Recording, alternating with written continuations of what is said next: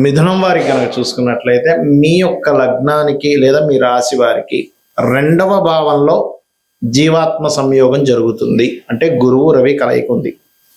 ఒకవైపు జీవాత్మ సంయోగము, మరొక వైపు గురు మౌఢ్యమి. అంటే ఈ రెండు కలిసి వస్తున్నాయి. దీనివల్ల మంచి ఉంటుంది, జాగ్రత్త కూడా చూసుకోవాలి. ఏమిటవి అని చెప్పి చూసుకున్నట్లయితే ముందు మంచి చెప్పుకుందాం.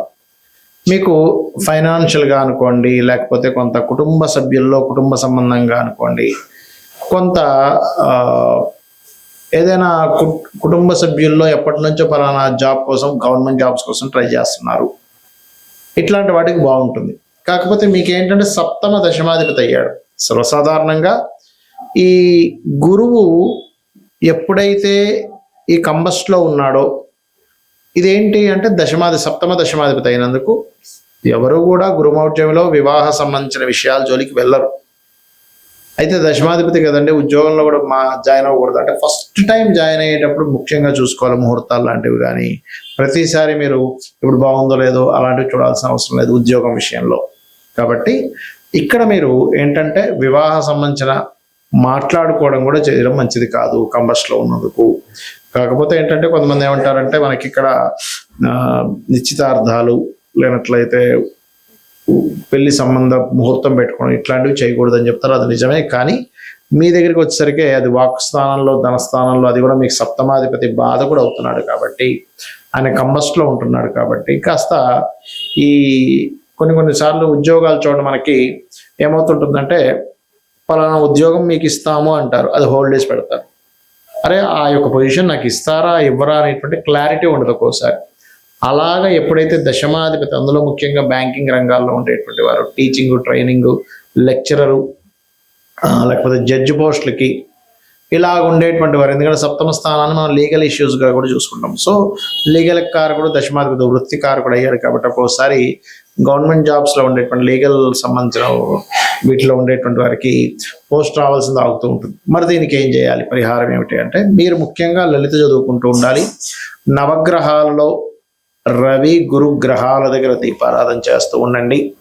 మరియు అదేవిధంగా ఇక్కడ సూర్య నమస్కారాలు చేసుకోవడం, ఆదిత్య హృదయ పఠనం చేయడం చేయండి. దీనివల్ల అన్ని విధాలా మీకు బాగుండడం జరుగుతుంది. గోచారంలో జరిగేటువంటి గురువు కానీ శుక్రుడు కానీ ఉన్నప్పుడు దాన్ని మౌఢ్యమే అంటారు. మన జన్మజాతకంలో ఏదైనా ఒక గ్రహం గనక సూర్యుడికి దగ్గర డిగ్రీల్లో, అంటే మౌఢ్యమి కానీ ఇవన్నీ ఎందుకు వస్తాయంటే 8 డిగ్రీల లోపల కనుక ఉన్నట్లయితే, 8 నుంచి లోపల ఉన్నట్లయితే దాన్ని మౌఢ్యమి, అస్తంగత్వ దోషము అంటారు పర్సనల్ చార్ట్లో. ఇలా అస్తంగత్వ దోషాల్లో మనకి బుధుడు తప్ప మిగతా గ్రహాలన్నీ అస్తంగత్వ దోషంలోకి వెళ్ళిపోతాయి. బుధుడు కూడా వెళ్తారు కానీ అంత ఎక్కువగా వెళ్ళదు, బుధుడు యొక్క ప్రభావం ఉండదు. అయితే ఇక్కడ మనం ఒక్కొక్క గ్రహము అస్తంగత్వంలోకి వెళ్ళడం వలన ఒక్కొక్క ఫలితాలు వస్తాయి. ఆ విషయాలు జాగ్రత్తగా ఉండాలి. మీ పర్సనల్ చార్ట్లో గుర్తుపెట్టుకోండి. అది భావన ఏ భావంలో ఉందనేది వంటిది 12 భావాలు చూసుకుంటూ ఒక్కొక్క గ్రహం బట్టి కూడా ఉంటుంది. ఉదాహరణకి గురువే అనుకుందాం. మీ జన్మజాతకంలో గురువు ఏ ఆధిపత్యం వహించాడో, గురువు కనుక ఒకవేళ అస్తంగత్వ దోషం ఏర్పడితే ఏమవుతుంది అంటే, మీరు ఏదైనా స్కూల్స్, కాలేజ్ నిర్వహణ చేసేటప్పుడు కొన్నిసార్లు ఒక్కోసారి చూడ మనం బంగారం కొంటూ ఉంటాం. గురువు అస్తంగత్వ దోషంలో మీ జన్మజాతకంలో ఉన్నట్లయితే గోల్డ్ మీద ఇన్వెస్ట్మెంట్ చేయడం అంత శ్రేయస్కరం కాదు. పర్లేదండి రవి బాగున్నాడు అన్నప్పుడు కొంతవరకు 50-50గా ఉంటుంది. రవి కూడా పాడైపోయి గురువు కూడా పాడైతే గోల్డ్ మీద ఇన్వెస్ట్మెంట్స్ అనేవి చేయకూడదు, అస్తంగత్వ దోషంలో ఉన్నా గురువు లేదా పాపకత్తిలో ఉన్నా. అదేవిధంగా కొన్నిసార్లు అమావాస్య యోగంలో పుడుతూ ఉంటారు కదా, అంటే అప్పుడు చంద్రుడు చాలా క్లోజ్ డిగ్రీల్లో సూర్యుడి దగ్గరికి వచ్చేసాడు, చంద్రుడేమో క్షేణ చంద్రుడే. అలాంటప్పుడు ఏంటంటే మీరు అమావాస్య నాడు పితృదేవతా సంబంధించిన కార్యక్రమాలు చేయడము, మరియు అదేవిధంగా మరొక విషయం ఏంటంటే ఇక్కడ వీటితో పాటు మానసిక సంబంధంగా, అంటే కొంచెం మనసు మీద ఎక్కువ తీసుకుంటూ ఎక్కువ ఎమోషన్స్ అవ్వకూడదు అనేటువంటి దాని అర్థం అన్నమాట. అదేవిధంగా కొంతమందికి కుజుడు చాలా క్లోజ్ కంజంక్షన్లో రవితో కనెక్ట్ అవుతాడు. అలాంటప్పుడు ఏమవుతుందంటే వీళ్ళకి సర్వసాధారణంగా తండ్రి కొంచెం అగ్రెసివ్గా ఉండడం, అదేవిధంగా మీకు ఆ పోర్ట్ఫోలియోస్ ఏమొచ్చే దాన్ని బట్టి ఉంటుంది. కాకపోతే ఇక్కడ ఏంటంటే ఏదైనా ఖాళీ ల్యాండ్లు, అందులో ముఖ్యంగా గవర్నమెంట్ ల్యాండ్స్ తీసుకుంటూ ఉంటాం యాక్షన్స్లో, ఆక్షన్ జరిగినప్పుడు. కాబట్టి ఆ ఆక్షన్లో తీసుకునేటువంటి ప్రభుత్వ సంబంధించిన ల్యాండ్స్ తీసుకునేటప్పుడు 1కి 4 సార్లు మళ్ళీ చూసుకొని తీసుకోవాలి, అందులో ఏదైనా దోషం ఉందా ఏంటి అనేటువంటిది. అదేవిధంగా బుధుడైతే కొంచెం ఎక్కువ కంబస్ట్ అవ్వడు బుధుడు విషయంలో. కాకపోతే ఏంటంటే బుధుడు మీరు ఎప్పుడైనా గుర్తుపెట్టుకోండి, కంబస్ట్ అయినప్పుడు కొంచెం ఏదైనా వ్యాపారం చేస్తున్నారు లేదా షేర్ మార్కెట్ రిలేటెడ్ సంబంధించిన విషయాల్లో చాలా జాగ్రత్తగా ఉండాలి. అదేవిధంగా శుక్రుడు అనుకోండి, వివాహము, చాలా మందికి శుక్రుడు కనుక క్లోజ్ కంజంక్షన్లో కనుక రవితో ఉన్నట్లయితే అప్పుడు ఏమవుతుంది అంటే మీకు అది వివాహము, వివాహ జీవితము, స్పర్మ్ కౌంటింగ్ తక్కువగా ఉండడము, లేకపోతే కొంతమందికి లేడీస్కి అయితే వాళ్ళకి చూడండి ఒక్కోసారి వాళ్ళు ఈ thyroid related issues, హార్మోనియల్ related issues వస్తూ ఉంటాయి. శని కనుక అయినట్లయితే సహజంగా చెప్పాలంటే శని రవుల కలయిక ఈజ్ సమ్ టైమ్స్ కొంచెం గట్టిగా ప్రయత్నం చేస్తే గవర్నమెంట్ జాబ్ వస్తుంది. కాకపోతే తల్లిదండ్రులు అంటే తండ్రితో కొంత తెలియని విభేదాలు రావడము, కొంచెం జాబ్లో ఒక్కొక్కసారి చూడండి మనం చూస్తూ ఉంటాం, పలానా జాబ్ దగ్గరికి వెళ్ళామండి అక్కడ స్ట్రక్ అయిపోయానంటూ ఉంటారు.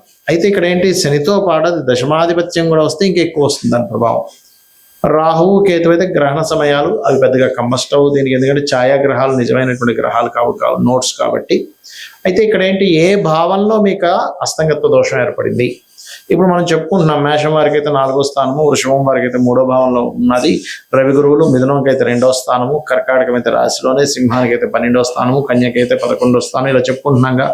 అలాగే మీ లగ్నం నుంచి, లగ్నం వేరు రాశి వేరు గుర్తుపెట్టుకోండి, మీ లగ్నం నుంచి ఒక గ్రహము కంబస్ట్ అయినప్పుడు అది ఏ భావంలో అయిందే చూసుకోవాలి. లగ్నంలో అయిందనుకోండి జీవుడికి అది ఎఫెక్ట్ ఎక్కువ ఇస్తుంది.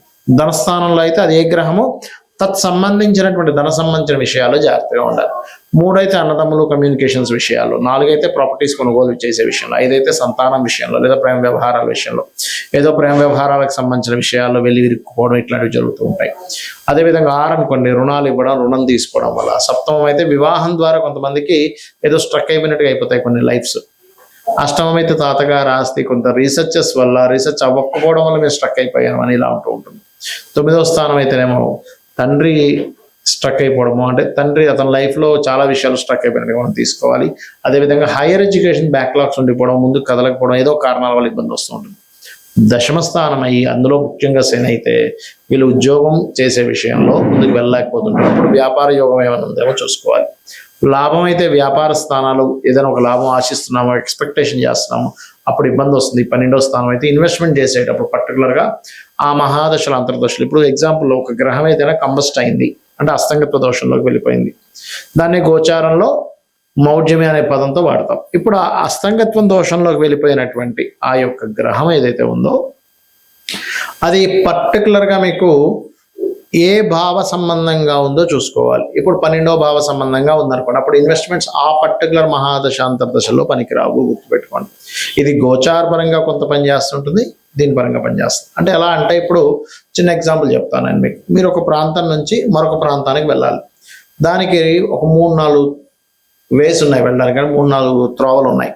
కానీ మీరు వెళ్ళే త్రోవ మీకు ముందుగానే ఏమంటే అక్కడంతా వర్క్ నడుస్తుంది, రోడ్ అంతా క్లోజ్ ఉందని ఒక 2-3 కిలోమీటర్ల ముందే తెలిసింది అనుకోండి, మీరు ఏం చేస్తారు, అమ్మ అటు వెళ్తే కష్టమైతే అయితే ఇంకో రూట్లోంచి వెళ్ళిపోతారు. ఎలాగైతే మీరు వెళ్ళేటువంటి జర్నీలో కార్లోనో బైక్ మీద వెళ్ళేటప్పుడు ముందుగా తెలిసి అంత దూరం వెళ్ళి అయ్యో బ్లాకేజ్ ఉందా అని వెనక్కి వచ్చి మళ్ళీ ఇంకో రూట్లో వెళ్ళడానికి ఎలా అయితే మీకు పెట్రోలు, మనీ, శ్రమ సేవ్ అవుతాయి, ఇది ముందుగా తెలుస్తాయి. అలాగే జ్యోతిష్ శాస్త్రంలో కూడా మీకు పలానా మహాదశ అంతర్దశ వస్తుంది, ఇది ఇక్కడ కంబస్ట్ అయ్యి ఉంది, లేకపోతే ఈ గ్రహం ఇలా ఉంది, కాబట్టి మీరు ఈ విషయంలో జాగ్రత్త తీసుకోండి, ఖచ్చితంగా బాగుంటుందని చెప్పేదే జ్యోతిష్ శాస్త్రం. కాబట్టి ఈ విషయాల్లో జాగ్రత్తలు తీసుకోండి, అన్ని విధాలా బాగుంటుంది. శ్రీమాత్రే నమః.